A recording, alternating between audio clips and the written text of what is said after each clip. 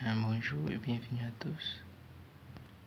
Ici, au moment de déterminer le PGCD des deux nombres 1636 et 1128. Qu'est-ce que je commence à faire?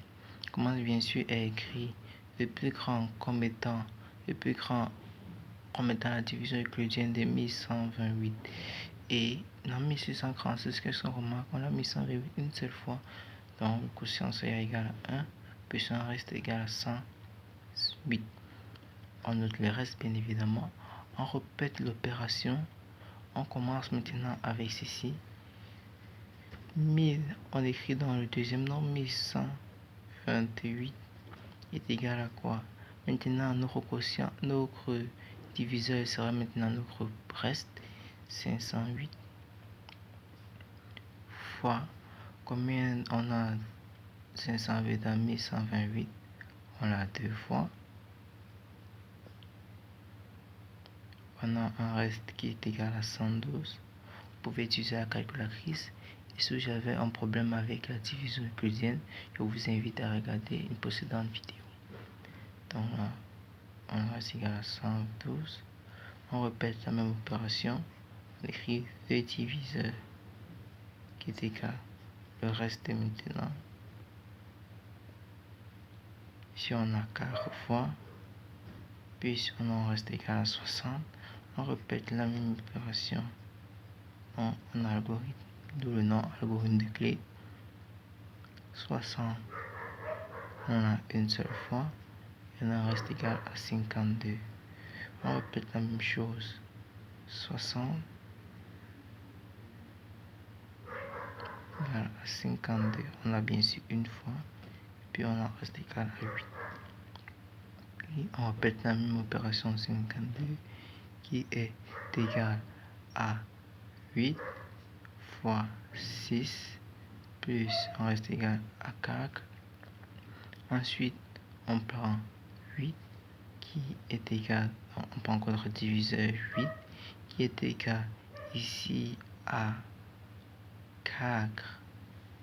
Donc le reste, on a deux fois, puis on reste égal à 0. Puisqu'on a atteint un reste égal à 0, notre PGCD sera le reste donc, qui précède celui-ci non nul. Donc sera le premier reste non nul après 0. Et mon premier reste non nul c'est 4.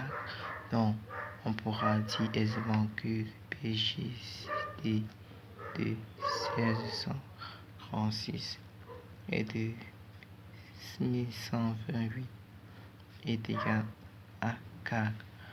Donc on commence par prendre le plus grand des deux, écrit comme division euclidienne du plus petit, puis on cherche le quotient du nombre de fois qu'on l'aura mis dans le plus grand.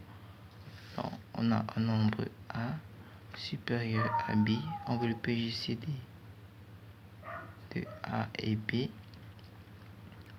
On commence à prendre A, on l'écrit comme division euclidienne de B.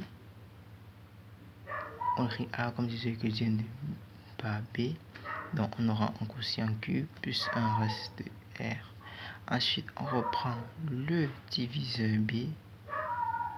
On l'écrit maintenant comme étant la division euclidienne par R dans le premier reste. On aura un quotient Q1 plus un nouveau reste R0.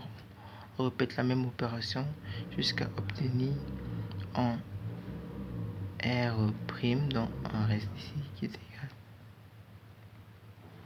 égal R second fois un Q0 plus 0 plus 1. Autant pour moi, on tient d'abord ici un reste qu'on peut nommer ici R étoile. Ensuite, on aura ici R second qui est égal à R étoile fois Q0' plus 0. Et le PGCD sera le premier reste non nul qui est R étoile de 8 qui sera notre PGCD. C'est ça le principe. Et c'est ça qu'on a essayé c'est ça qu'on a appliqué avec cet exemple La meilleure façon de comprendre, c'est d'appliquer ces exercices. On va passer directement à un exercice pour comprendre mieux le principe de la division du théorème d'Euclide, qui est en fait une succession de divisions euclidiennes qui nous permet d'aboutir au PJCD de deux nombres A et B.